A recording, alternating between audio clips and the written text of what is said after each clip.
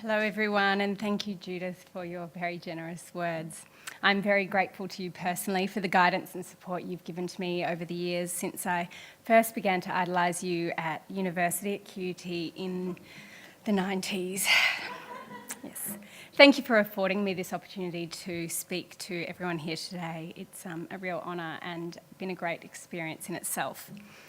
I'd like to open by posing a few questions to all of you for your consideration. What have you always wanted to do but never been game to try? What happened to you on the best day of your life? What would you like to be most famous for and why? I'd like to share my responses to these questions, which I thoughtfully pre-recorded for you right now. Hi, I'm Annette and I'd like to one day study psychology. Where men are concerned, what have you always wanted to do but never been game to try? I'd like to tie a man up and beat him with a big stick. Well, I really hated school, so I'd have to say the day I left. What would you like to be the most famous for and why? I like writing songs, so I'd like to be famous for that one day and make a lot of money.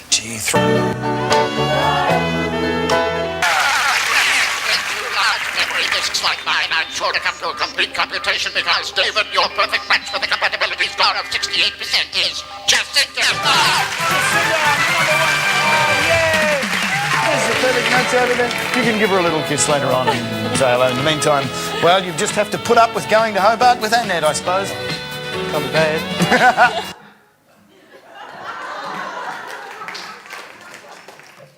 What a gem to discover. Okay, so this Annette can also rock black leather and crimped hair, but I did not hate school. I'm not coveting her 50 Shades inspired plans for men, nor do I intend on pursuing a songwriting career just yet. But I do envy her access to Dexter, who helped reveal that she was on the wrong path. But I'm not referring to a perfect match of the romantic kind. Wouldn't it be wonderful if we all had our very own Dexter in life to help us navigate through all manner of decisions? In this instance, I'm thinking of those made within the context of our audience today. Well, why don't we try?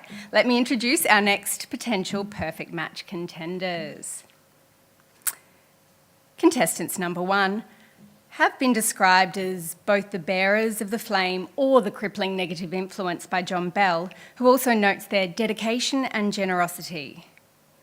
While John O'Toole acknowledges them for instilling a love of theatre and facilitating theatre attendance, in fact more than some theatre venues and companies are aware. Contestants number 2 want to attract young audiences to their productions, with some engaging with young people as central to their mission, while others view them in more mercantile terms, according to Robin Ewings and her Sydney University counterparts. John Sheedy offers some comfort to contestants number 2, noting that making work for young people is way tougher than adult audiences, and that they're the most painfully honest audience on the planet. I welcome here today representatives from both camps of both contestants. Contestants number 1, the performing arts educators. I identify as one of you. With over 12 years of formal school teaching experience in the areas of dance and drama from prep to year 12, I understand your plight. I'm also familiar with the world of arts education beyond the classroom, private performing arts, tuition and exams, Eisteddfods, co-curricular activities, amateur groups and more, which are often thankless beasts. I also welcome those here to fly the flag for contestant number 2, the performing arts companies and industry professionals, the creators, the lovers, and at times the haters. And thanks to my few years at the helm of Drama Queensland, the companies with whom I work alongside and willingly volunteer my time to, as well as my friends and loved ones who professionally occupy this sphere, I feel that I have a mere taste of your journey. Not a whole degustation, but enough to know the flavour of your labour. So you may wonder why Dexter, the love-matching robot, has any business being present here at EPAM. Had I not been fortunate enough to be exposed to the wide range of education contexts and performing arts organisations and settings that I have through my broad range of roles and commitments, I may not have seen his relevance either. But what has become plain to me is that we need a matchmaker, a handshaker, and at times rule breakers.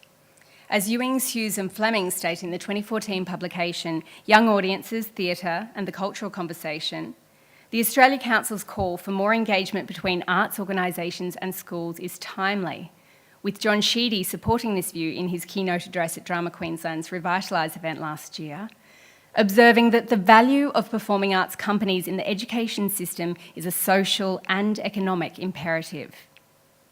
Contestants number 1 and 2, we are better off with each other. Sandra Gattenhoff acknowledged that the theatre for young people landscape is slippery and malleable and will shift again. We need to be ready for these changes, but in order to do so, we must first note the difference between what we do know about each other, what we think we know, what we don't know, and what we should know. Ultimately, we need to mind the gap. The more care and respect we demonstrate for the differences in the worlds to which we belong, the better chance we will have of fulfilling Bell's belief that young people can remain turned on by the liveness and immediacy of the theatre experiences. Mind the gap. So in the spirit of all things romantic, I would like to pen a love letter to the teachers and educators out there. Ewings, Hughes and Fleming stated that schools and teachers are highly important to theatre companies and venues concerned with developing new audiences. Sinclair and Adams from the same text view the teacher and the school setting as a key site for the building of theatre confidence. And Bell goes even further to sympathise with teachers as, in his opinion, things have gotten a lot harder for teachers trying to organise excursions to the theatre. Teachers, you carry the torch and pass on a love for the arts. You're crucial to the creation of young people as the stakeholders of the future, who Sheedy also sees as the sponsors of the future, the media of the future. They are in every way the future. The performing arts industry benefits from your guidance of young people into the arts, of young people as artists, and of current professional artists through patronage, theatre attendance, workshops, masterclasses, artist-in-residence models, and more.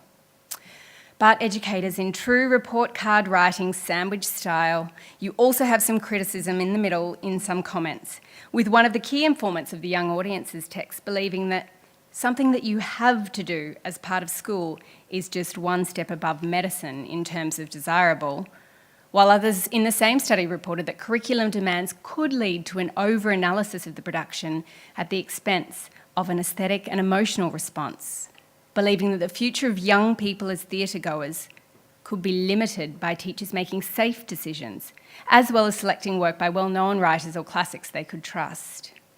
It seems that contestant number 1 has some improving to do. Do we need to make theatre-going and the experience of live performing arts less prescriptive and methodical? Do we err on the side of caution too often, or even worse, be guided by the ever-present extra pressures of time and the increase in red tape, which act as a deterrent to many teachers, as articulately put by John Bell? Guilty at times. But to end the report card sandwich in true school style, that is, by looking to the future, we should embrace John Sheedy's hope that our challenge is not educating the students into creativity, but ensuring that we don't educate them out of it. Challenge accepted.